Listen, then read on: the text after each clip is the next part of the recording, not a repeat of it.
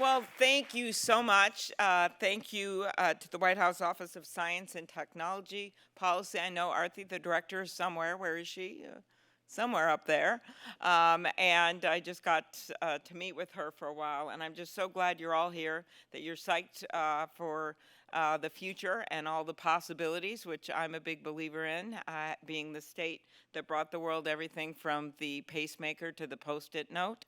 And includes Mayo Clinic, a state where all the women are strong and the men are good looking, and all the scientific researchers are above average. So I know the focus today is opportunities for using AI to make our government more effective and efficient, like that idea, and from medical research and data interpretation to education and energy efficiency. We know there's promise.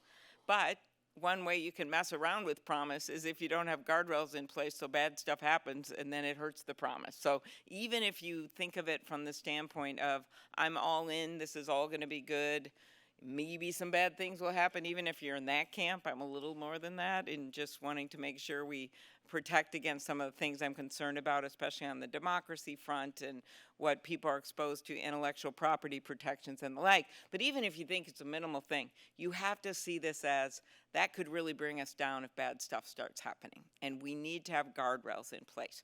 We didn't quite do that in some other areas of the law. I'm not going to go on about privacy, how we'd love now, including the companies, would love to have a federal privacy law and not just patchwork of laws. But I think we saw the delay in getting those things done, and you can blame whoever you want for it.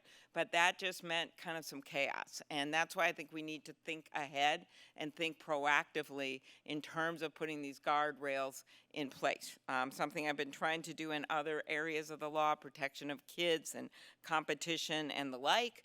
But we have to acknowledge that it is on us to make this work. I think it was David Brooks who said it in a way I think a lot of policymakers are thinking right now. He said, the columnist, the people in AI seem to be experiencing radically different brain states all at once. He said, I've found it incredibly hard to write about AI because it is literally unknowable whether this technology is leading us to heaven or hell. Now, I know we're on the heaven side in this room, okay? But I think we need these rules, and we don't want to have some of the same mistakes from the past haunt us here. So that is why Senator Schumer and Rounds and Heinrich and Young came together. Senator Schumer and Young, of course, worked together on the semiconductor bill that I'm a big fan of, and I'm sure there's others in this room that are. So they have that track record of being able to work across the aisle to get this done. And we've had all of these forums and startups and civil rights leaders and everyone involved, so at least we got a good beginning to these discussions. And then they put out this roadmap. Some people love it. Some people want to see some changes. That's how policy is, right? And that's how you make laws. So my piece of this really stems from two parts of my life. One is the Commerce Committee, where I'm the second-ranking Democrat, and I've been working with my neighbor over in South Dakota, Senator Thune. We do a lot of work together on legislation to increase transparency. We've introduced this. There's a markup coming up in the next week or two, and accountability for the riskiest. This covers non-defense applications of AI. And a number of our colleagues on the Commerce Committee have co-sponsored the bill. We're feeling good about it. Just to give you a sense of that bill that's destined for markup soon, it creates baseline accountability for AI deployment by developing testing and evaluation standard for the highest risk, as I noted, non-defense uses of AI. These are systems that make decisions on critical infrastructure, electric grids, criminal justice, biometrics, what we call critical impact systems. For example, if a power grid wants to use AI to improve efficiency, the vendor providing the AI system would have to comply with security testing before selling the product to utility companies. The second piece of it is that it creates a path for informed, thoughtful policymaking in the years ahead. And it boosts transparency by requiring companies using what we call high impact AI systems involving things like access to healthcare, housing, employment, to first provide NIST. This room knows what this is. My favorite acronym town of all time is Washington, D.C. In my first interview ever for a law firm in Washington, D.C., I was a young law student at University of Chicago. We go to lunch with the partner, and they're spouting out all of these agency names, FDA, FTC, FCC, and I really don't know what half of them are. And all of a sudden they're talking, this true story, and they're talking to each other, and a guy goes, well, that was a real CYA. And Amy Klobuchar says, what agency is that? So anyway, okay, so NIST, National Institute of Standards and Technology, at our great Commerce Department, run by Gina Raimondo, who I'm a big fan of, with information on the intended purpose of the systems, so for this high impact uses, which is about everything the government's doing that's non-defense, not in these critical access ones that I just talked about, to lay the groundwork for developing sector-specific recommendations on how to regulate AI. Because I think, as we know, by setting up the guardrails, not one size fits all. Third, the bill bolsters research, development, and consumer education. So that's one piece of my life. The other piece of my life, which isn't as much the subject of your discussions today, but again, kind of going with what I led with, that we have to make sure these hair on fire things are not occurring if you really want this to work, is democracy itself. And I have done a lot of work in this space. I chair the Rules Committee of the U.S. Senate, which means I chair the inauguration no matter who wins. Best job in Washington. And it also means that it was Roy Blunt and me and Vice President Pence that made that walk on January 6th over the broken glass and by the spray-painted pillars to make sure democracy prevailed, with the 3 pairs of young women holding the mahogany boxes with the electoral ballots for this country.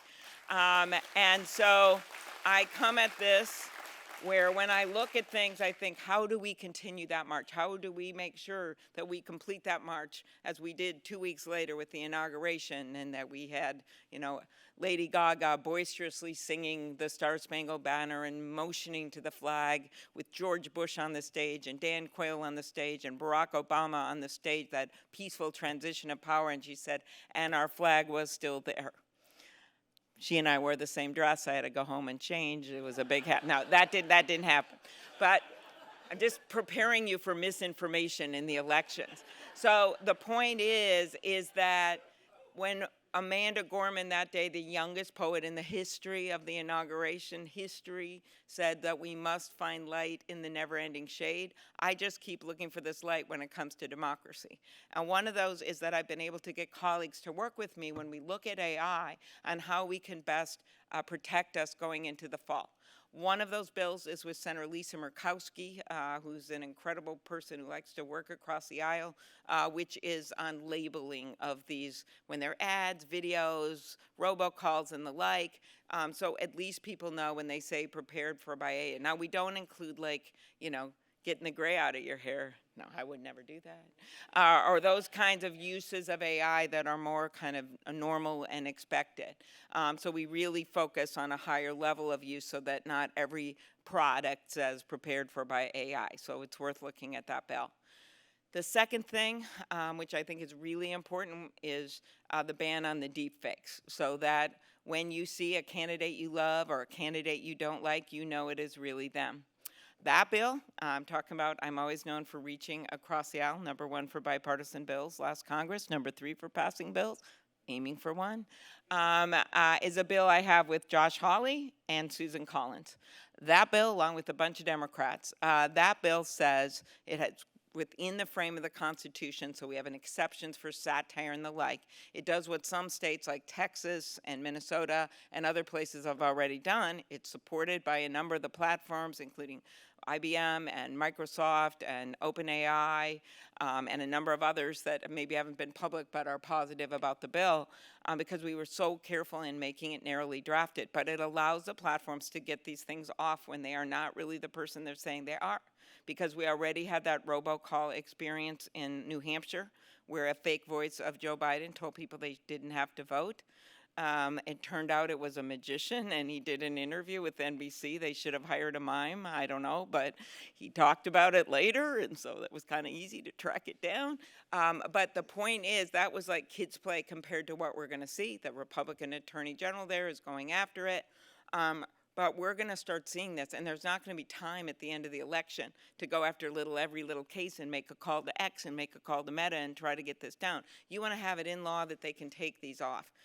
You also want to be able to have the ability of the victimized campaign, the candidate, whoever it is. There were fake ads against Trump used in the New Hampshire primary showing him hugging Fauci that weren't correct. You want to be able to give them the ability to sue the other campaign or the super PAC or whatever it is. This is about suing the platform, suing them to be able, so they get damages eventually. So that's what we're trying to make clear. And there's a bunch of agencies with all different words and alphabets trying to work on this, but it would be really good if Congress did what I think now 17 states have done, including Mississippi required disclaimers. Mississippi, come on. Utah, all these states have done this because they want to regulate their state political ads, right? But this would be for the federal ones. And so that's why if you want to think of one thing you didn't think about before when you came in here to talk about the great uses of AI, that you think about in order to further those uses, that we protect our democracy. So I wanted to make sure that I mentioned those bills to you. So we are going forward, Chairman Cantwell in the Commerce Committee, with a number of these AI bills. I just talked about one, which is the bill we have with Thune. But there are a number of other ones as well that are equally worthy, and hopefully we can get this moving as soon as possible so we don't have one of those situations where we are behind the rest of the world, because we want to lead the world. And the fact that so much of this technology was designed in America by brilliant minds for good intentions, let's make sure that happens, and let's make sure we're ahead of it so others aren't making those guidelines for us, but we are creating our own uniquely American guidelines and roadmap for success. So I get to now go back to the Senate. I'm going to turn into a pumpkin. I get to go and vote and then somehow get back to Minnesota for my husband's family reunion. So, other than that, things are good. But thank you very much. Thank you, everybody.